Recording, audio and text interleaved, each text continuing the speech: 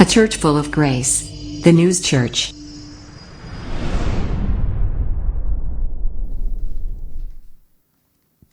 할렐루야. 좋은 추석 아침입니다. 주일 아침이죠. 추석 연휴. 내일이 추석인가요? 한참 지나다 보니까 추석이 벌써 되었더라고요. 올해 한 해도 그러면 반 이상이 지나고 이제 마무리되어져 가는 단계에 있는 것 같아요. 오늘 촛불에 예비된 은혜라는 말씀의 제목으로 함께 은혜 나누도록 하겠습니다. 여러분, 그 촛불 하면 생각나는 게 뭐가 있어요? 광화문. 그 말 나올 줄 알았어요. 성탄절. 자, 저는 촛불 하면 딱 생각나는 게 87년 여름쯤이었던 것 같아요. 우리나라에 한참 유행했던 노래가 하나 있는데 정태춘이라고 하는 가수가 발표한 노래가 있어요. 뭐냐면 소리 없이 어둠이 내리고 길손처럼 또 이 밤이 찾아오면, 노래 잘 못해요. 창가에 촛불 밝혀두리라 등등등등. 외로움을 태운대요. 자, 근데 꼭 저는 이 노래가 생각이 나요. 왜 촛불 하면 왜 이 노래가 생각이 날까? 우리 교회 이제 오늘은 지금 지방 내려가시느라고 안 오신 주홍지 집사님은 촛불 하면 촛불 잔치를 벌려보자 하는 그 노래가 생각난다고 할 거예요. 그 18번이에요. 왜 거룩한 주일 아침에 목사라는 사람이 가요를 꺼내나 궁금하시죠? 자, 오늘은 그 촛불에 대한 말씀으로 은혜를 나누고자 합니다. 대한민국에서 촛불하면 우리 선교사님이 얘기하듯이 좌파들이 종이컵에다 딱 꼽아갖고 이렇게 데모할 때 무한의 데모, 원래 이제 그렇게 한다고 막 거기 앉아서 싸우는 그런 투쟁하는 그게 생각이 나기도 합니다만, 원래 의식에 집중을 하고 있었던 천주교는 예수 그리스도를 이 촛불로 상징을 했습니다. 오늘 저 그림처럼요. 초의 하얀 몸체는 동정녀 마리아에게서 태어난 예수 그리스도, 예수님의 인성을 의미하고, 또 초의 심지, 그 가운데 하얀 줄 있잖아요. 타면서 까맣게 되는 그것은 예수 그리스도의 신성을 얘기하고, 또 촛불이요, 위에 이렇게 불이 이제 뜨겁게 불이 타면서 노란 불이 들죠. 그 촛불을 드는 것은 신령한 마음, 또 믿음을 의미한다라고 이제 표현을 했기 때문에 캐톨릭에서는 모든 미사에 촛불이 등장을 합니다. 또 크리스마스 행사 등에서 사용하는 촛불이 있는데 그게 꼭 3개죠. 여러 개가 있는 데가 있어요. 우리 기독교에도 보면 강대 위쪽에 한 5개씩 촛불을 이렇게 쭉 해놓는 데가 있는데 그건 감리교가 그렇게 합니다. 그리고 그 가운데 이제 큰 성경책을 펴놓죠. 자, 크리스마스 행사에서 등장하는 이 촛불 3개는 삼위일체, 성부, 성자, 성령 삼위일체의 그 하나님을 상징하는 거예요. 자, 이같이 어둠을 밝히는 촛불은 원래부터 하나님의 아들 예수 그리스도를 의미하고 있었어요. 그런데 그 외에 또 뭐 기독교 말고도 상관없이 일반적으로 장례나 또 우상을 숭배할 때, 산에 가면 그런 거 많죠. 이렇게 샘물 나는데 거기 가면 촛불 막 갖다 놓고 막 열심히 비는 사람들이 있어요. 자, 이게 우상 숭배할 때도 그 촛불이 쓰인다는 거예요. 야, 이거 뭐지? 믿는 자나 믿지 않는 자나 우상을 섬기는 자나 또 잘못된 믿음을 가진 자나 다 어떤 의식을 행사할 때는 촛불을 쓴다. 이게 뭘까요? 왜 그럴까요? 왜 촛불을 다 쓸까요? 자, 오래전부터 이 촛불을 켜서 죽은 영혼을 위로하고 이 땅과 죽음 이후에 있는 사후의 세계를 연결하는 도구로 썼던 게 그 촛불의 의미입니다. 자, 이런 종교적 상징성이 뚜렷한 이 촛불을 언제부터인지 대중들 가운데 자기네 의견을 낸다고 투쟁하면서 그걸 이렇게 쓰는 거예요. 종이컵에다 꼽아가지고 쓰잖아요. 그것도 손에 디는 건 싫어가지고 종이컵에 딱 꼽아갖고 촌농 떨어지는 거는 이 컵으로 떨어지라고 아주 그런 게 머리 잘 써갖고 써요. 정치적 이념의 공감력을 형성시키는 수단으로 사용되기 시작했던 겁니다. 거룩함의 의미를 갖고 있었던 것을 어떤 정치적 의미로 바꿨던 거예요. 시위꾼들의 무저항의 상징을 그 촛불로, 시위는 하되 저항은 안 한다는, 전쟁은 하지 않는다는 그런 의미로 그 촛불을 썼어요. 자, 그런데 요한복음에서 뭐라고 돼 있어요? 이 촛불의 의미를 명확하게 가르쳐 주고 계십니다. 이 세상에 생명의 빛으로 오신 이가 누구예요? 예수 그리스도. 예. 예수 그리스도를 이제 막 소개하는 그 첫 마디에 이 촛불에 대한 의미를, 빛으로 오신 예수 그리스도를 의미합니다. 자, 그 일부분을 소개하면 이렇죠. 요한복음 1장 9절에서 11절. 참 빛 곧 세상에 와서 각 사람에게 비추는 빛이 있었나니. 마우스 만지지 마세요. 여기서 할게요. 그가 세상에 계셨으며 세상은 그로 말미암아 지은 바 되었을 때 세상이 그를 알지 못하였고 자기 땅에 오매 자기 백성이 영접하지 아니하였으나, 이렇게 표현이 되어 있죠. 이 부분의 말씀이 장차 있을 예수 그리스도의 십자가 죽음을 잘 나타내고 있는 거예요. 특히 자기 땅 자기 백성에게 오셨다는 것은 칭송을 받기 마땅함에도 불구하고 백성들이 그를 영접하지 않았다라고 하는 이 말씀이 사실 가슴 아파야 되는 거예요. 오늘은 민족의 명절을 앞둔, 추석에 그 앞둔 뭐 연휴라 그러죠. 그 연휴가 낀 주일이에요. 지금 이 자리에 계시는 분들, 또 온라인으로 함께 예배하시는 분들은 그 주일의 의미가 뭔지를 알고 계시는 분들이에요. 하나님을 먼저 만나야 된다는 것. 자, 추석이 무슨 요일이라고요? 월요일이요? 화요일이요?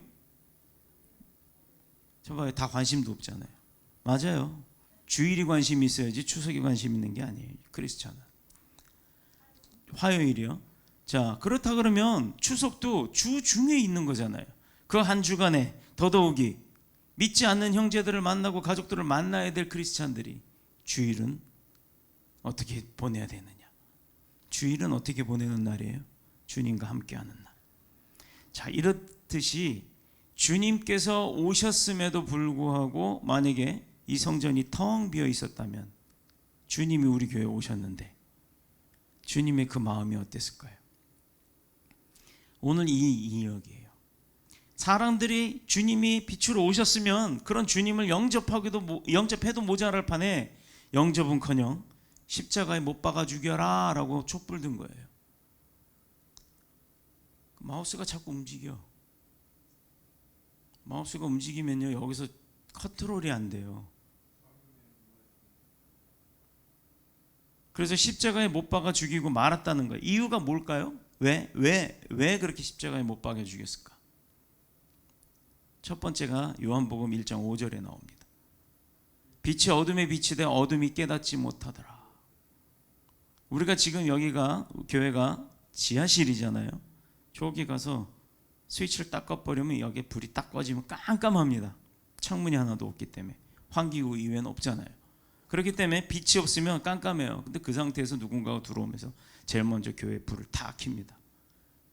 더듬 들어오는데 불을 탁 켜자마자 쫙 하면서 모든 모습들이 보여요. 그런데 그 어둠이 사라지면서도 그 어둠이 빛이 왔는 줄을 깨닫지 못했더라는 거예요. 자, 두 번째, 요한복음 3장 19절 뭐라고 되어 있냐면, 그 정죄는 이것이니 곧 빛이 세상에 왔으되 사람들이 자기 행위가 악함으로 빛보다 어둠을 더 사랑한 것. 아니, 빛보다 어둠을 더 사랑한대요. 자, 우리가 자다가 아침에 일찍 일어날 때 아직 해도 뜨기 전에 새벽에 일어나서 불을 딱 켜면 어떻게 됩니까? 눈이 어때요? 눈이 부셔서 이렇게 꿈뻑하죠. 이게 사람만 그런 게 아니라 강아지도 그러더라고요. 그 강아지가 눈은 꿈뻑 이러면서 쳐다보는 모습 보면 얼마나 이쁜지 몰라요. 빛이 세상에 왔을 때 사람들이 자기 행위가 악했기 때문에 오히려 빛보다 어둠을 더 사랑하고 있었다라는 거예요. 밤에 움직이는 사람들이 있죠. 좋은 사람들이에요, 나쁜 사람들이에요? 나쁜 사람들이에요. 근데 그 나쁜 사람들을 잡으러 다니는 밤에 움직이는 경찰관들이 있잖아요. 도둑놈들이 나쁜 사람들이에요. 도둑놈들. 낮에 움직이나요? 그 사람들이? 대부분 밤에 움직입니다. 제일 도둑이 많이 드는 시간이 새벽 3시에서 4시 사이예요. 그리고 도둑놈들도 야가가지고요, 내가 들은 얘기로는 도둑놈들도 야가서 집에 십자가 그게 딱 붙어 있으면 새벽에 안 들어간대요. 그 사람들은 3시쯤 되면 깬대요. 4시쯤 옷을 입고 새벽 예배를 나와야 되기 때문에. 그래서 들킨다고 안 들어간답니다. 사람이 자면 알파파와 베타파의 뇌파가 나오면서 렘수면이라고 하는 그 흐름의 단계가 있어요.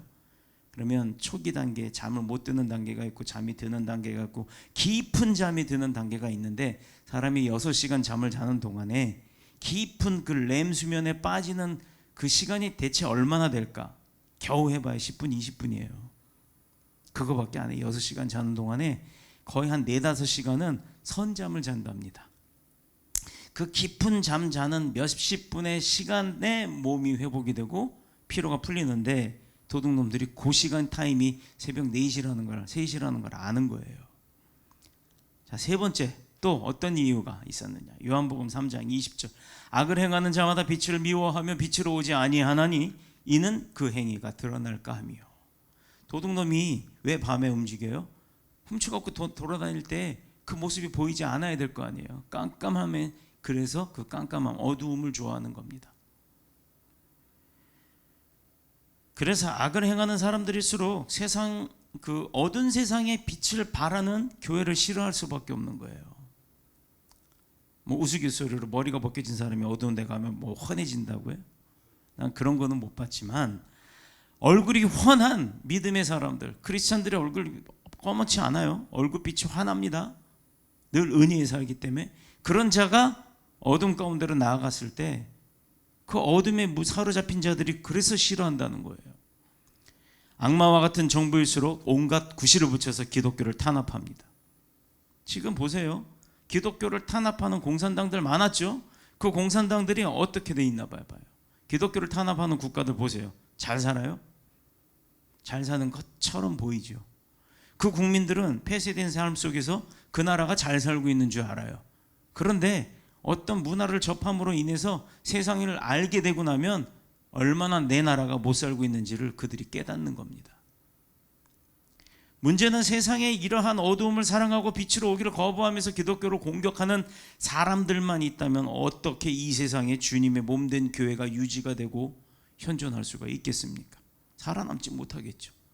자, 그러나 2000년이 넘는 기독교, 그리스도교, 크리스찬들의 삶을 한번 되돌아보면 2000년 전의 세월을 통해서도 기독교가 소멸되지 아니하고 이 지구상에서 죽은 영혼들을 살리려고 애쓰는 구원의 복음의 사명을 감당하고 있다는 거예요. 지금까지도. 그러니 결과적으로 말하면 아무리 핍박을 해도 기독교는 없어지지 않는다라는 겁니다. 오늘에 이르게 된 것은, 그럼에도 불구하고 오늘의 교회들이 살아남고 복음을 증거하고 있음은 그 이유는 분명한 이유가 몇 가지가 있기 때문이에요. 오늘 그걸 좀 알아볼 거예요. 첫 번째가 뭐냐면, 그럼에도 기독교가 살아있는 이유. 예수 그리스도의 십자가는 하나님이 이 세상에 나타나신 계시들, 하나님께서 주셨던 그 계시들 가운데 가장 아름답고 위대한 사랑의 역사이기 때문이에요. 촛불을 왜 그리스도교의 촛불은 그리스도 예수님을 의미하느냐? 초는요, 자신의 몸을 태웁니다. 뜨겁게 태워요. 그래서 자기의 속마음은 시커멓게 타들어가요. 저 심지처럼. 이 몸을 태움으로 인해서 시커멓게 타들어가요. 그러면서도 자기 자신을 태워서 세상에 이로움을 주는, 빛을 발하는 그 모습이 바로 예수 그리스도와 같다 해서 예수 그리스도를 초의 상징으로, 초를 예수 그리스도의 상징으로 표현하기도 하는 겁니다.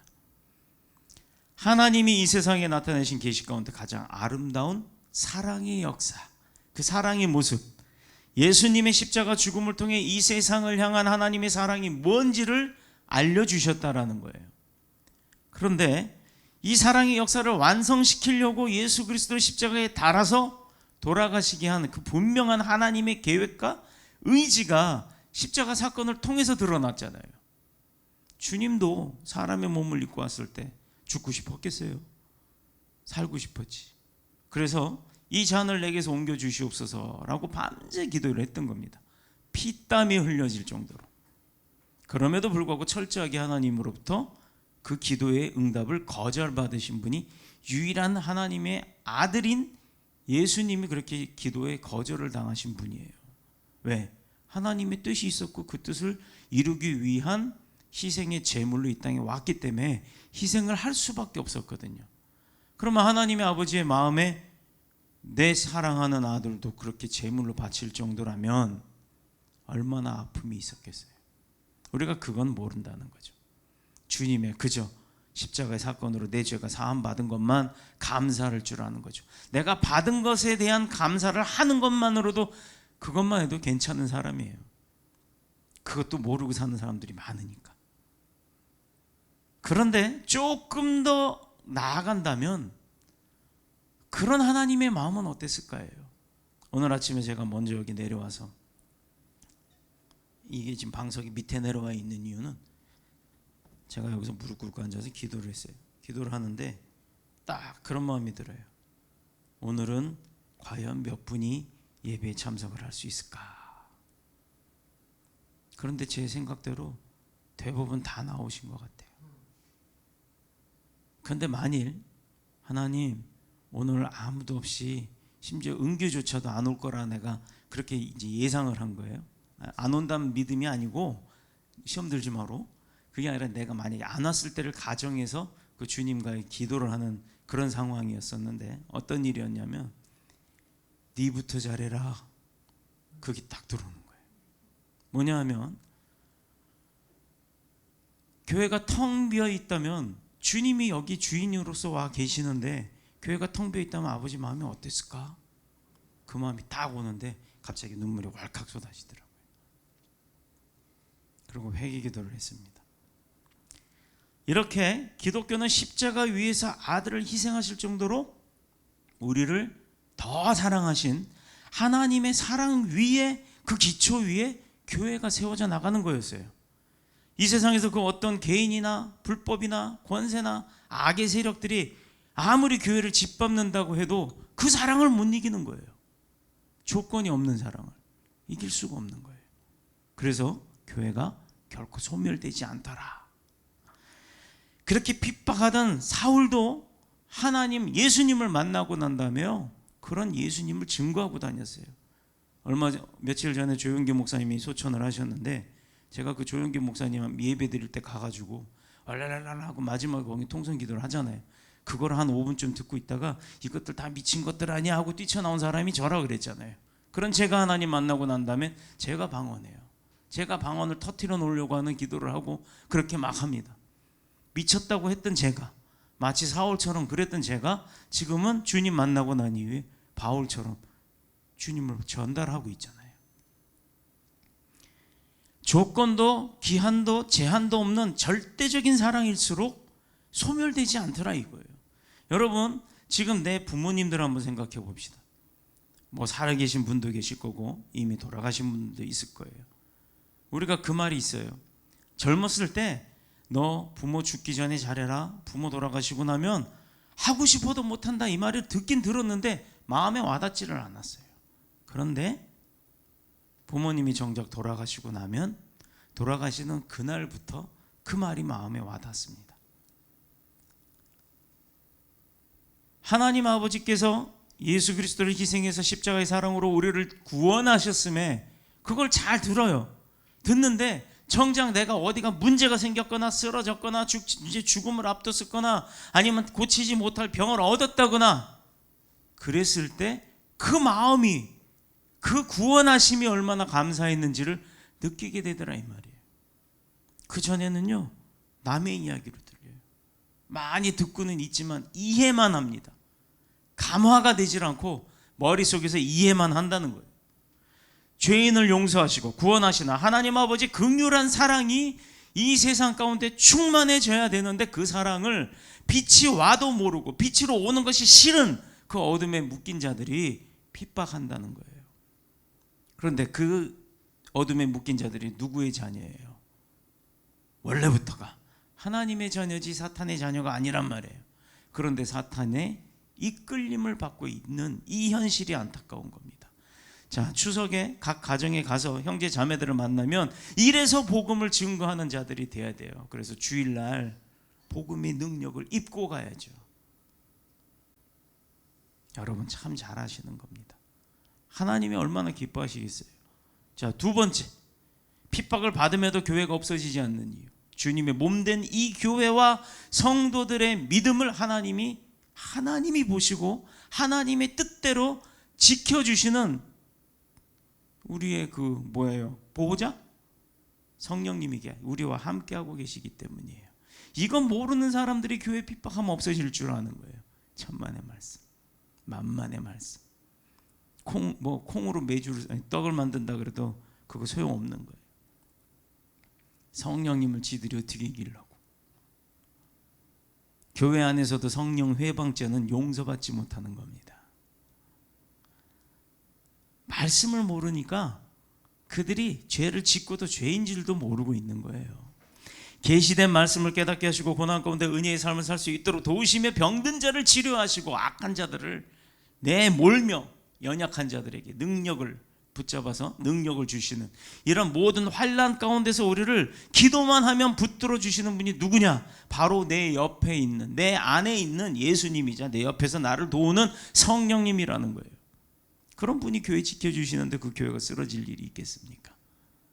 자, 핍박해도 교회가 없어지지 않는 이유 세 번째, 오늘의 본문의 말씀에 나온 아리마대 사람 요셉과 같은 신실한 복음의 사명자들이 그 교회를 지키고 있기 때문이에요. 서두에 인용한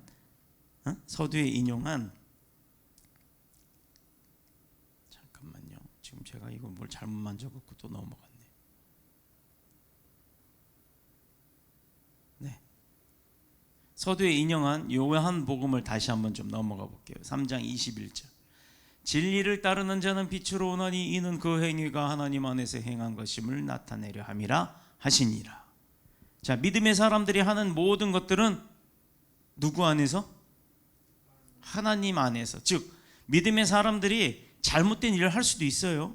그러나 믿음의 사람들이 잘 되는 일을, 잘하는 일을 한다는 것은 하나님의 뜻 안에서 행함을 이루기 때문에 그 모습을 나타내려고 한다는 거예요.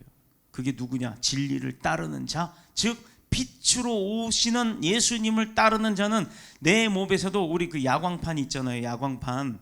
그거 아세요? 야광판은 그냥 깜깜한 데 놔두면 그 빛을 잃으면 빛의 효력이 나타나서 야광이 보이지 않아요. 그러나 거기다가 후레쉬라도 한번 잠깐 비췄다가 딱 끄고 나면 어떻게 보여요? 환하게 보이죠.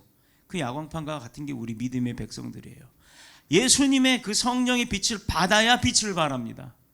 그거 안 받으면요 그냥 있으나 마나 깜깜해요. 보이지 않습니다. 대부분의 사람들은요 자기 자신의 행위가 의로워짐을 드러내려고 합니다. 그리고 나서 심판받는 것을 두려워하고 빛으로 나오라고 해도 나오질 않아요. 우리 그거 있잖아요. 이렇게 군중들 앉혀놓고 하면 막 얘기하고 회의하고 할 때고 뒤에서 막 말을 궁시렁궁시렁은 해요. 그래서 손 들고 얘기하세요, 발표하세요. 마이크 딱 쥐면 말 못해요. 그 우린 속담에 뭐라 그래요? 멍석 깔아놨더니 뭐 못한다고 그러잖아요. 그런 말이 있잖아요.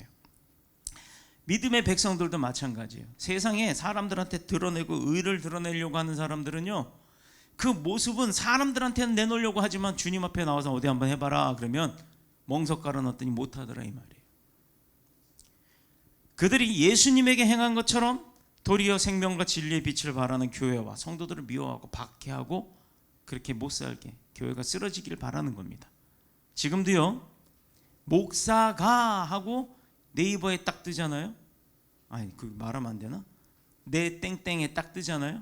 그럼 그 밑에 댓글을 보면 댓글이 한 1000개 2000개 쫙 달립니다. 그 중에 목사라고 목사님이라고 하는 사람은 하나도 못 봤어.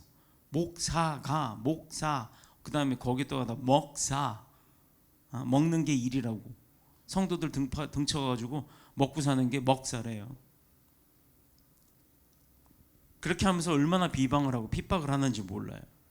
물론 목사가 잘못할 수도 있어요. 그것도 사람이죠. 그러나 그 목사 한 사람이 전체의 목사를 대표하진 않잖아요.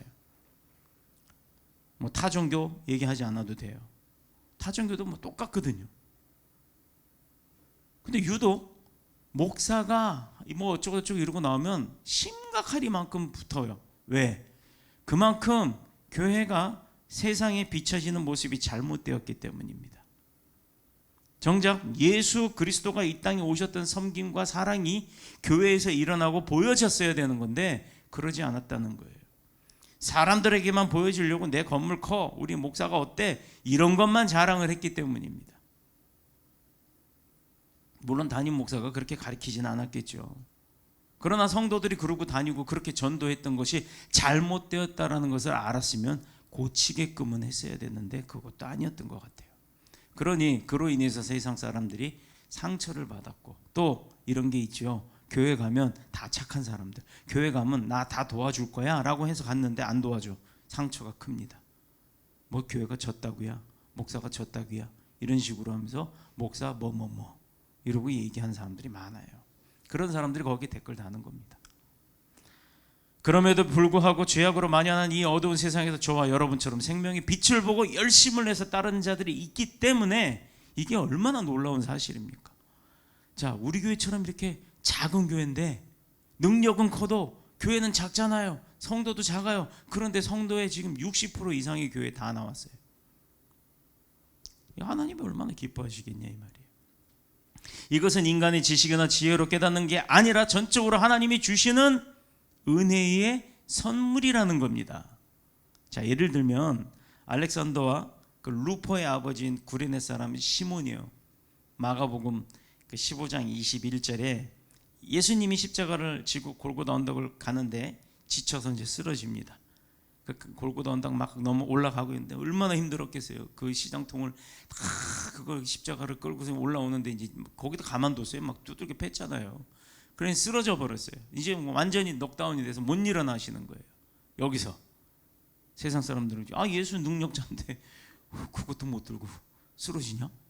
저거 가짜야. 이렇게 얘기할 수 있겠죠. 자, 그럴 때 옆에 있던 로마 병정이 뭐라 그랬어요? 그 구레네 사람 시몬이 옆에 있는데 그 사람 보고 야, 네가 대신 들어. 그럼 보통 그러겠죠. 아니 그걸 왜 내가 들어요? 그걸 왜 내가 들어? 그 죄인들이 들고 가는 걸 왜 내가 들어? 내가 무슨 이유로? 라고 대들어야 되는데 대들지 못하고 그냥 가서 그걸 들었어요. 이게 결코 우연이 아니라 하나님께서 이미 그 구레네 사람 시몬도 예비해 놓으셨던 겁니다. 자, 그래서 은혜는 받는 게 아니라 주시는 거다라고 얘기했잖아요. 오늘 이 자리에 함께 하시는 저와 여러분도, 그리고 온라인으로 함께 예배하는 모든 지체들도, 온라인 성도들도 모두가 하나님이 예비하신 은혜 속에 속한 자인 줄로 믿습니다. 그 은혜가 충만하실 줄로 축복합니다. 많은 사람들이 십자가에 예수님을 조롱하고 비웃고 침을 뱉고 막 그랬던 그 가운데도 시몬처럼 예수님을 대신해서 그 십자가를 짊어지려고 하는 그런 자를 예비해 놓으신 게 하나님이라는 거예요. 하나님이 이미 다 알고 있었죠. 예수님이 쓰러질 것도 알고 있었고, 그럼에도 예수님을 돕지 않고 구레네 사람 시몬을 통해서 돕게 했는데, 그 시몬이 십자가를 다 끝까지 갖고 가고 난 다음에 그가 변화가 됩니다. 사망에 사로잡힌 사람들은요, 복음의 말씀에, 생명의 말씀에 귀를 딱 단 정도가 아니라 요즘 그거 있잖아요. 이거 이렇게 꽂고 다니는 거, 아이팟, 에어팟, 이어팟 뭐 그런 거, 에어버드, 이어버드 뭐 이런 거 등등등. 그거 딱 끼니까 요즘 노이즈 캔슬링이라는 기능이 있더라고요. 그건 뭐냐면 주변에 있는 소리가 아예 안 들려요. 완전히 음악만 들려. 그냥 그거 끼고 그러니까 아무리 가도 멀쩡하게 생긴 사람이 걸어가는데 핸드폰도 안 하는데 이상하게 이 사람이 빵빵거려도 비키질 않아요, 골목에서. 이게 뭔가 했더니 나중에 봤더니 그거 다 막고 다니는 거예요, 음악 듣느라고. 그런데 그 노이즈 캔슬링이라는 기능을 딱 꺼버리니까 외부 소리를 같이 들으면서 음악을 듣는 기능이 있어요. 그러니 그렇게 하고 다니면 얼마나 자기도 안전할 거예요. 차가 오는지 알고 다 알 텐데. 그런데 이게요, 손으로 터치를 하니까, 지금도 저도 하나 이번에 핸드폰을 바꾸면서 받았는데 어떻게 쓰는지를 모르겠어요. 어떻게 하면 그게 됐다, 어떻게 하면 완전히 막혔다. 귀가 먹먹합니다. 그 귀가 먹먹하는 느낌이 뭐였냐면 지금 안영근 집사님이 느끼는 그 귀 먹먹함을 똑같이 저도 느껴봤어요. 그렇게 음악을 듣다 보니까 나중에 뺐는데도 귀가 멍멍해요. 자, 그저 주일 예배가 귀찮아지고 은혜가 안 된다고 미리 못 받고 살고 있는 자들, 이게 바로 누구냐면 귀를 닫은 자들이에요. 그렇게 사망의 길로 내가 점점 끌려가고 있는 것을 모르고 산다는 거죠. 그걸 깨닫지 못하는 게 문제입니다. 옆에서 아무리 얘기해봐야 잔소리밖에 안 돼요. 얘기할 필요 없어요. 사망의 늪에 한번 발 뚝 빠져서 쓱 끌려 들어간 다음에 자기가 목까지 빠진 다음에 아이고 살려주세요. 그때 가서 그럽니다. 그때 가면 진짜 썩은 새끼 동아줄이라도 던져주기를 바래요. 근데 누가 던져줄까? 누가 던져줄까? 던져줄 사람이 없다라는 겁니다. 이유야 여러 가지가 있습니다만 주일에 세상에 열심을 내어봤자 나아지느냐 이 말이에요. 안 나아집니다. 벌써 얼굴빛이 까매져요. 그런 사람들 보면. 여기 나가서 버스 정류장에 제가 가끔 앉아서 그러고 사람들 쳐다보면 보는데 이 사람 믿는 사람 안 믿는 사람 벌써 딱 보입니다. 믿는 사람은요 은혜 만땅으로 다니기 때문에 얼굴빛이 환해요. 왜? 빛을 발하는 자가 되었기 때문에. 그래서 진짜로 낯세게 바뀝니다. 또 술 담배 다 끊잖아요. 그러니 그런 사람들 얼굴빛이 어때요? 환해지는 거예요. 자, 여기 조금 더 가면 성당이 있죠. 성당 앞에 가서 주일날 예배 끝나고 후루루 나오는 사람들 얼굴 보세요. 빛을 발하는 자들이 있나 없나. 제가 경험자라서 잘 압니다. 얼굴이 환하니 자신도 모르게요. 사람들을 만날 때 그 사람들이 상대자들이 그 얼굴 환한 사람한테 끌려요. 뭔지 모르게 끌려요. 그게 은혜 생활입니다. 또한 십자가의 말로 형언할 수 없는 고통과 수치 가운데 죽임을 당하는 그 예수님 모습을 보고 로마의 백부장, 그 100명의 병사를 댄 지금쯤 중대장쯤 되지 않을까? 대대장이나 뭐 그쯤 되지 않을까요? 마가복음 15장 39절입니다. 예수를 향하여 섰던 백부장이 그렇게 숨지심을 보고 이르되 이 사람은 진실로 하나님의 아들이었도다 하더라. 죽이는 그 군사들의 대장이 쳐다보더니 돌아가신 예수님 보고 진짜 하나님의 아들이었네 라고 백부장이 느꼈다는 겁니다. 이가 고백한 이유가 뭘까요? 순전히 주님의 그 촛불 같은 희생에 사랑이 준 은혜가 그 밑에 사람을 죽여라 라고 명령한 백부장에게도 임했다라는 거예요. 그러니 그 주변에 있었던 사람, 또 로마 병정 중에 예수님이 진짜로 죽었나 안 죽였나 확인 사살했던 그 창으로 옆구리를 막 두세 번씩 찔렀던 그 병사는 어땠을까? 자, 본문에는요 아리마대 사람 요셉이 예수님의 시신과 관련해서 등장하고 있는 것이 이제 나오는데, 이 사람을 가리켜 사회적인 신분으로는 존경받는 공회원이고 또 신앙적으로는 하나님의 나라를 기다리는 자라고 했죠. 우리가 똑같은, 우리도 지금 하나님의 나라 재림하실 때를 기다리고 있잖아요. 자, 그리고 43절 한번 다시 보면 아리마대 사람 요셉이 와서 당돌이 빌라도에게 들어가 당돌하게 들어갔대요. 당당한 게 아니라 당돌할 정도로. 그러니까 빌라도가 거기서 왕과 같은 존재잖아요. 그런 사람이 실의하고 있는 사무실에 노크도 안 하고 아니요 실례합니다 이것도 아니고요. 그냥 문 팍 열고 당연하던 들어가서 씩씩거리고 들어가서 야 우리 예수님 시체 내놔 이렇게 했던 거예요. 이렇게 당당하게 갈 수 있었던 그 못된 자존심, 자존감, 뭐라 그래요? 그 자신감이 어디서 나왔을까요? 이 사람은 존경받는 공회원이요 하나님의 나라를 기다리는 자다. 여기 노란색으로 된 거 있죠. 하나님의 나라를 기다리는 자. 이게 답이에요. 빌라도에게 예수님이 그때 권력자인 그 당시 거기를 치리하는 권세자죠. 그 사람한테 잘못 보면 죽임을 당할 수도 있는데 그런 빌라도에게 당당하게 예수님을 돌려달라, 시신을 달라라고 외치는 걸 보면 사회적, 신앙적, 또 정치적 매우 영향력이 있는 사람이라는 걸 알 수가 있겠죠. 그런데 문제는 세상에서 무엇 하나 부족함이 없을 그 사람이 이미 죽은 예수님의 시체를 왜 달라고 했을까? 왜? 그게 좀 궁금하지 않으세요? 그냥 시신 어차피 내버려 두면 버릴 텐데 그럼 그때 가서 가져오면 될 텐데 이게 아니라 죽자마자 죽은 걸 확인하자마자 빨리 내놔 이러고 쫓아가서 당당하게 외친 거예요. 왜 그랬을까? 이 요구는요, 그 당시 그 상황을 딱 한번 우리가 지금 상상을 해보면, 뭐 극장에서 영화 본다고 생각하고 한번 생각을 해보세요.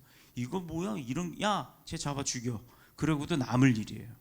굉장히 위험한 행동이었어요. 그런데도 불구하고 내가 죽을 거라는 걸 알면서도, 그런 위험이 있다는 걸 알면서도 당당하게 합니다. 당당하게. 뭐 생각나요? 우리 교회 표가 아니죠. 우리 교회에서 잘하는 거.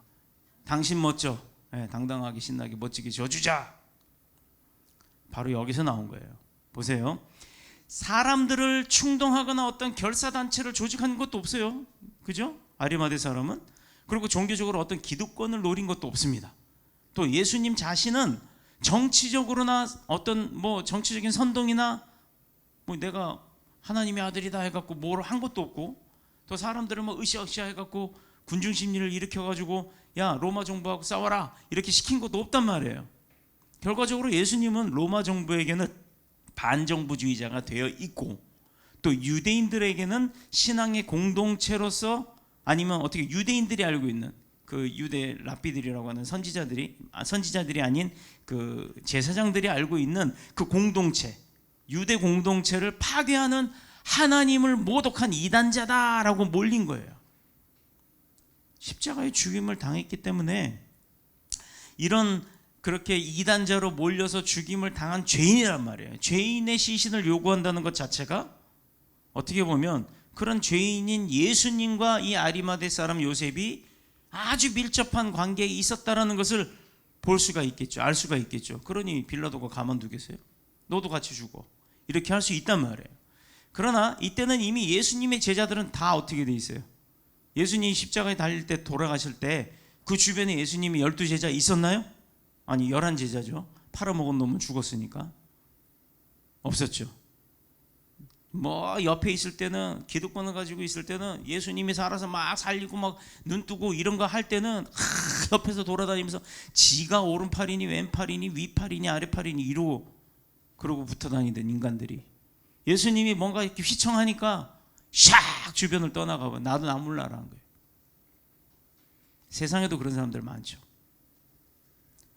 그 주변에는 사회적 힘도 없는 몇몇의 여자들만 십자가 밑에 엎드려서 울고 있었다는 거예요. 빌라도 총독에게 이런 요구하는 것은 당연하게, 그러니까 아리마대 사람 요셉은 이건 미친 거예요. 자신의 명예, 부귀, 그리고 안전 생각한다면 이거 할 수 없는 일이에요. 근데 했어요. 본문에서 아리마대 사람 요셉이 이러한 행동을 할 수밖에 없는 분명한 이유를 오늘 43절 후반에서 나와요. 아리마대 사람이 당돌이 빌라도에게 들어가서 예수 시체를 달라고 하니 존경받는 공회원이요, 이것 빼고라도 마지막에 하나님의 나라를 기다리는 자라는 거예요.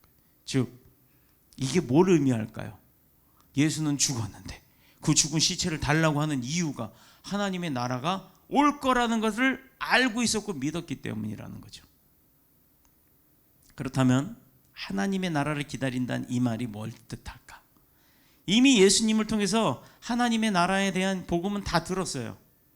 생전에 그분의 모습을 통해 무엇보다도 십자가의 죽음을 통해서 하나님의 나라에 대한 분명한 답이 있음을 알고 확신했다라는 겁니다. 다른 사람들은 예수님 십자가 죽음 앞에 하나님의 사랑과 은혜에 조롱했고, 심지어 야 네가 하나님의 아들이면 너부터 구해라 뭐 별짓 다 했잖아요. 등등등등등. 그러나 요셉은 달랐다는 거예요.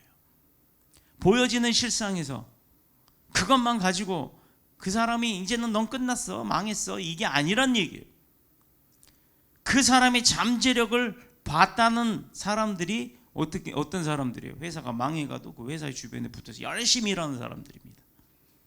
심지어 그 회사를 살리려고 자기 집까지 팔아서 회사에다가 나 월급 안 줘도 좋으니까 사장님 우리 회사 살립시다 라고 하는 사람들이 그런 사람들이에요. 그런데 이 아리마대 사람 요셉이 바로 그런 류의 사람과 동일한 일을 했다라는 겁니다. 예수님 죽음 통해서 죽음 너머에 있는 또 다른 세상인 하나님 나라를 요셉은 본 거예요. 이것은 하나님이 예비하신 은혜가 아니고서는 알 수가 없는 그 비밀을 알 수 있었다라는 거죠. 지금 저와 여러분이 그 비밀을 다 알고 계시잖아요. 이게 하나님의 은혜입니다. 촛불과 같은 희생의 사랑이 없이는 우리의 믿음이 존재하지 않는다는 거예요. 그 사랑이 있었음으로 인해 하나님이 주시는 그 은혜로 인해 우리가 알고 깨닫고, 그래서 우리도 아리마대 사람 요셉처럼 하나님의 나라를 기다리고 있는 거예요. 그러니 우리의 행동도 어떤 누가 와도, 빌라도 같은 사람이 앞에 있어도 당당하게 예수님 시신 내놔라고 할 수 있어야 된다라는 겁니다. 이게 세상을 다스리는 자들의 능력이에요. 누가 도우신다고요? 성령님이 내 옆에 붙어서 내 손 잡고 나에게 똑같은 말, 능력의 말, 권세의 말이 나가게 해주시는 거예요. 저만 그런 게 아니라 여러분도 다. 성령께서 요셉으로 하여금 남들이 알지 못하는 것을 요셉이 눈을 뜨게 해서 보게 한 거예요. 그래서 예수님의 죽음으로 모든 것이 끝났다라고 생각하는 사람들이 아닌 요셉만이 그 세상을 알 수 있었던 겁니다. 도리어 하나님의 나라의 임재가 그분의 죽음을 통해서 이 땅에서 이제 죽어서 끝난 게 아니라 죽음으로부터 시작되는 것을 알 수 있었던 거예요. 이는 얼마나 눈이 지혜가 있는 건지 몰라요. 예수님이 살아계실 때 많은 기적과 능력으로 죽은 자 살린 거 봤잖아요. 귀신 들린 자 안수해서 귀신을 돼지에다가 집어넣은 것도 봤잖아요. 근데 참 여기서도 재밌죠. 귀신들이 저 돼지들에게 넣어주세요라고 해요. 근데 예수님, 나 같으면, 내가 예수님이었다면 그런 게 어디 있어? 그냥 너희들 다 없어져, 잃어버리면 그만일 텐데 또 그대로 해주세요. 귀신들이 돼지한테 넣어달라니까 돼지한테 들어가게 해주세요. 그러므로 인해 돼지는, 귀신 들린 돼지는 뭐 했어요? 벼랑을 막 뛰어내고, 이스라엘 가면 있습니다. 그 자리가 벼랑을 막 이렇게 산등성이 이렇게 있어요. 언덕을 막 내려와서 평지를 쭉 가면 평지 끝에 바다가 있어요. 거기 다 빠져 죽었어요. 근데 누가 뭐라 그래요? 그 돼지 치던 돼지 주인들이 뭐라 그럽니까? 저 예수라는 인간이 내 돼지를 다 죽였어. 자, 그 다음에 그 사람들 어떻게 됐을까요? 성경에 그 돼지 주인들 안 나와요. 그가 은혜를 받았든 아니면 보상을 받았든 뭐를 했든 뭔가가 나와야 되잖아요. 안 나와요.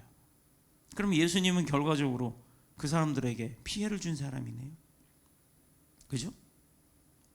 이게 성경을 눈 가리고 보면 그렇게 되는 겁니다. 예수님은요, 돼지뿐만 아니라 그 사람들의 마음까지도 다 아시는 분이에요. 사랑으로 오셔서 자기의 목숨까지 내주시는 분이 그 돼지 몇 마리 없어진 거 보상 안 하셨을까요? 그거는 말로 안 해도 보상은 이미 끝나고 그들을 위해서 하나님이, 예수님이 축복하셨을 것이라는 것은 기정사실이기 때문에 거론조차 하지 않은 겁니다. 십자가의 죽음으로 인해 더 이상 능력도 기적도 없이 죽음으로 갇혀버린 그런 예수를 누가 따르겠느냐? 그러나 아리마대 사람 요셉은 죽음을 뛰어넘을 수 있는 믿음의 세계의 능력을 깨달았기 때문에 죽은 예수님의 시신을 그래서 내놓으라고 했는데 이유가 있었어요. 그 이유가 여기에 나옵니다. 요한복음 18장 28절, 그들이 예수를 가야바에게서 관정으로 끌고 가니 새벽이라. 그들은 더럽힘을 받지 아니하고 유월절 잔치를 먹고자 하여 관정에 들어가지 아니하더라. 유월절 잔치를 먹고자 하여 관정에 들어가지 아니하더라. 아니, 뭔가 먹으려면 집 안에 들어가야 될 거 아니에요. 관정이 뭐냐면 옛날에 관아, 사또가 있는 관아, 그러니까 재판장을 얘기하는 거예요. 이것은 유대인들이 이방인의 집에 들어가게 되면 자기 자신이 더러워졌다라고 생각을 하기 때문에 그날이 지나고 몸을 씻고 나서야 비로소 정결하게 된다라고 하는 그 율법이 있었어요. 유대 율법이. 그럼 그 규정에 의해서 유월절 잔치에 참여하려면 이런 부정을 미리 막아야 하는 겁니다. 그래서 그들은 바깥 뜰에서 예수님을 고소한 거지 재판장 안에 들어가서 고소하지 않았어요. 재판장 안에 들어가서 고소를 했다 그러면 그 유대인들조차도 이미 자기 몸이 그 고소하는 그 재판장 안에서 더러워졌다 이거예요. 왜냐하면 예수님을 이방인으로 취급을 했으니까. 그래서 그들은 바깥 뜰에서 예수 매달아라 뭐 이렇게만 하는 거지 그 빌라도의 법정 안에 들어가지 않았던 겁니다. 또한 레위기 21장 1절, 어떤 시체든지 가까이 하지 말지니 그의 부모로 말미암아서도 더러워지게 하지 말며. 자, 시신은 더럽다라고 인지가 돼 있어요. 보세요. 부모가 돌아가셔도 그 부모의 시체 우리는 막 그냥 끌고 안고 비비고 난리죠. 그죠? 시신이 아니라 그 시신이기 이전에 내 부모로서의 그 사랑을 알기 때문에 막 아쉬워서 서운해서 그래서 울기도 하고 비비기도 합니다. 자, 부모가 돌아가셔도 그 시체를 가까이 하면 부정한 몸이 되기 때문에 유월절 잔치에 참여할 수 없다. 유월절 잔치는 내가 꼭 참여해야 될 중요한 잔치인데 그 잔치에 참여하려면 내가 더러워지지 말아야 하는데 내 부모가 돌아가셨음에도 불구하고 부모의 시신조차도 건들지 말라라고 할 정도로 이렇게 시신에 대한 것은 굉장히 철저한 율례로 규정을 해놨던 거예요. 그런데 아리마대 사람 요셉은 이런 거 개의치 않아요. 그런 율법의 규정을 누구보다도 더 잘 알고 있는 공의원이었는데 그가 이방인 빌라도 총독 관저에 들어가니까 예수님의 시신이 있단 말이에요. 당연히 내놔라 이렇게 요구한다. 이거 자체가 참 아이러니하지 않아요? 종교 지도자들에게 얼마든지 자신에 대한 공격을 구실, 야, 저 사람도 더러운 자야 이렇게 할 구실을 만들어줄 상황인 걸 알면서도 갔단 말이에요. 그럼에도 불구하고 그는 당돌하게 아까 43절에 내놓으라 이렇게 얘기를 해준 걸 보면 우리가 알 수 있죠. 껍데기만 예수님을 믿고 따라가는 형식적인 제자가 아니라 실질적으로 충성하는 자였다라는 거예요. 여기서 다 드러나는 겁니다. 껍데기와 알맹이가 이런 거에서 드러나는 거예요. 우리가 진리를 믿는다는 이것은 다른 말로 표현하면 어떤 의미가 있냐면 이 믿음으로 인하여 당하는 그 어떤 희생도 감수할 수 있어야 한다는 거예요. 그 희생을 감수해야 내 거가 되는 겁니다. 그 희생도 감수할 줄 알아야 내 거가 되는 거예요. 나한테 좋은 거는 내 거 하고 안 좋은 건 버려버리면 그 버려버린 것에서 새 나가는 게 굉장히 많아요. 자, 우리가 기밀을 다루는 어떤 회사에서 프로그램 개발하는 회사인데 컴퓨터를 프로그램 개발을 하다가 컴퓨터가 이제 좀 오래돼서 구형이 돼요. 버립니다. 근데요, 그 상대 이게 산업 스파이들은 그 버리는 컴퓨터를 열심히 주워갑니다. 왜 그러느냐? 구형이라고 버린 컴퓨터를 가져다가 사무실에 갖고 가서 포렌식 많이 들어봤죠? 포렌식을 해요. 그럼 그 안에 데이터가 그동안 그쪽에서 연구하던 데이터가 다 나와요. 이런 바보 짓을 하는 거예요. 구형일지라도 쓸모없는 걸지라도 내 힘을 약하게 만드는 어떤 핍박이라 할지라도 그것을 감내하지 않고 피하고 버려버린다 그러면 그걸 통해서 새 나가는 게 굉장히 많다라는 겁니다. 우리가 세상을 살면서 제일 경계해야 될 것 중에 하나가 어디에 묶여버리는 거예요. 마약, 도박, 게임, 아니면 욕심, 탐욕, 음란 이런 등등. 한번 묶이면 인간의 힘으로 풀 수가 없어요. 그 재미라는 거에 빠지면 빠져나오질 못합니다. 마약 보세요. 길어야 8개월이잖아요. 그래서 마약한 사람들이 감방 가면 8개월 받아요. 1년도 아니고 8개월. 6개월을 못 버티니까. 그래서 8개월을 어떻게 치료받고 버텨서 나왔어요. 또 합니다. 그러고 가면 이제는 2배. 세 번째 들어가면요, 이제는 병원에 강제 입원. 교도소 안에도 마약 그거 향정신성 의약법 위반한 애들 이렇게 보면 이름표도 그 사람들은 좀 색깔이 달라요. 그런 사람들만 모아놓는 곳이 있어요. 거기서 막 매일 강제적으로 약을 먹여가면서 무슨 정신병원 같이 그렇게 운영을 하는 데가 있다고 들었어요. 한번 묶이면 인간의 힘으로 풀려 나올 수 없다는 거예요. 이게 참 문제가 되는 겁니다. 감사하게도 우리는 그럼에도 불구하고 예수님의 사랑에 묶임을 받고 있다는 거죠. 근데 이거는 이상하게 잘 풀어. 그죠? 한번 묶이면 풀림받기가 어렵다 그랬는데 예수님의 사랑에 묶임 받은 자들은 예수님의 사랑을 잘 풀어요. 자기들이. 왜? 혼내지도 않고 때리지도 않고 그 다음에 재미도 없고 힘만 들고 내 거 다 갖다 퍼주라고만 하고 나누라고만 하고 베풀라고만 하고 인내만 하라고 하니까 그건 스스로 잘 풀어요. 하나님이 우리를 위해 예비하신 은혜 중에 은혜가 바로 그 희생의 사랑이에요. 주님도 그렇게 하셨으니 나도 그렇게 해야 되는데 이거는 나가 주기는커녕 받아 먹으려고만 합니다. 내가 먼저 섬기려고 하기 전에 섬김을 받으려고만 합니다.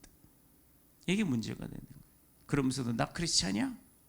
빠라빠라빠라 막 랄랄라 롤랄라. 그걸 보는 사람들이 무슨 마음을 갖겠어요?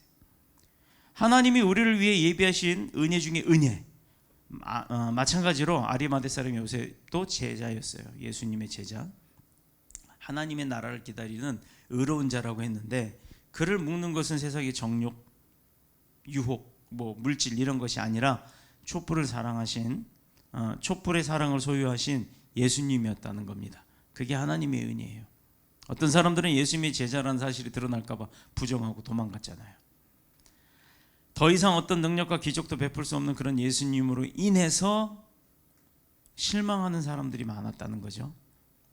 요셉은 그분이 살아나실 때나 또 십자가 이후, 죽음 이후에 그분을 향한 섬김과 사랑은 변함이 없었어요.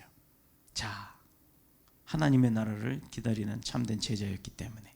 신명기 21장 23절. 그 시체를 나무 위에 두고 밤새도록 두지 말고 그날에 장사하여 내 하나님 여호와께서 내 기업으로 주시는 땅을 더럽히지 말라. 나무에 달린 자는 하나님께 저주를 받았음이니라.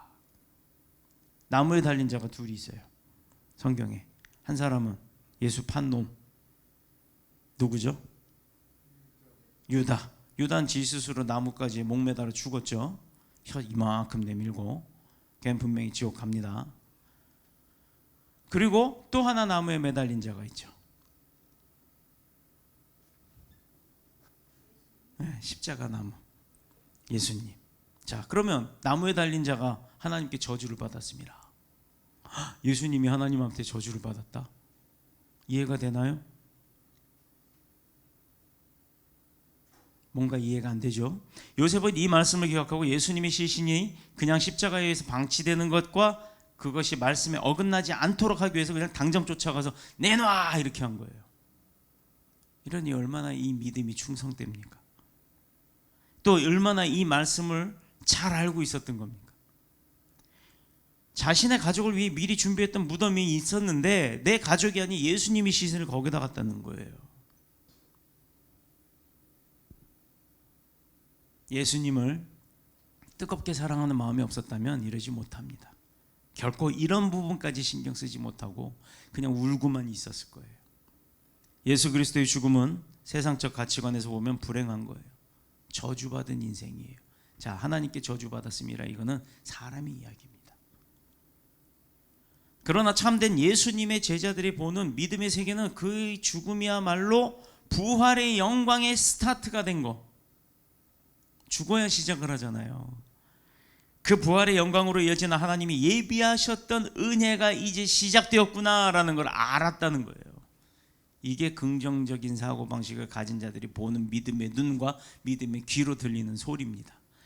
영원한 천국에 대한 소망이 있었던 것, 그분의 죽음으로 인해 모든 것이 끝난 것이 아니라 하늘나라 소망에 대한 내가 가진 소망이 이루어지고 있다는 참된 증거가 바로 내 눈앞에 보였던 예수 그리스도의 돌아가심이에요. 그게 얼마나 감사하고 감격이었겠어요. 그러니 당당하죠. 신난 거예요. 겉으로는 울고 있었지만, 인상 쓰고 있었지만 속으로는 이제 끝났다, 이제 시작이다, 니들 다 죽었어, 야 빌라도 내놔 이러고 쫓아가서 그런 거예요. 하늘나라에 대한 소망을 가질 수 있는 그 참 믿음의 증거, 즉 하나님의 역사라는 겁니다. 그렇다면 우리가 지금까지 생각하고 있는 그 하늘나라, 하나님의 나라는 무엇일까? 무엇이든지 내가 원하면 원하는 대로 얻을 수 있고, 세상이 어찌 되든지 상관없이 형통한 길로만 쭉 나가는 도깨비 방망이처럼 뭐 나와라 뚝딱 하면 그냥 툭탁 나오고, 이거 이루어져라 뚝딱 하면 그냥 다 이루어지고 하는 그런 걸까요? 그게 하나님의 나라일까요? 분명한 것은 하나님의 백성들의 삶은 이 세상에 소망 두지 않고 하늘나라에 대한 소망으로 살아간다는 겁니다. 그래서 예수님의 제자가 되었다는 것은 내가 사는 이 땅 가운데 어떤 일이 일어나도 반석 대신 예수 그리스도가 계시니 흔들리지 않는 거예요. 그 신앙을 가졌다는 게 중요한 겁니다. 하나님이 우리를 위해 예비하신 은혜는 고통이나 수치나 고난이나 죽음의 고통에서 멈추고 끝나는 그런 것이 아니라 십자가 저주와 죽음까지 이어주시는, 그것을 넘어서 부활의 영광에까지, 영원한 생명으로까지 이어주시는 그런 하나님의 촛불과 같은 희생의 사랑이요 헌신의 능력이 되는 줄로 믿습니다. 이 믿음과 이 능력으로 오늘부터 영원토록 우리를 위해 예비하신 하나님 은혜 안에서 십자가 복음의 증인으로서 간증하며 살 수 있는 저와 여러분이 다 되셔서 하나님의 영광의 도구로 쓰임받는 이 시대의 믿음의 산증인들이 다 되시기를 그리스도 예수님의 이름으로 축복합니다. 축원합니다. 기도드리겠습니다.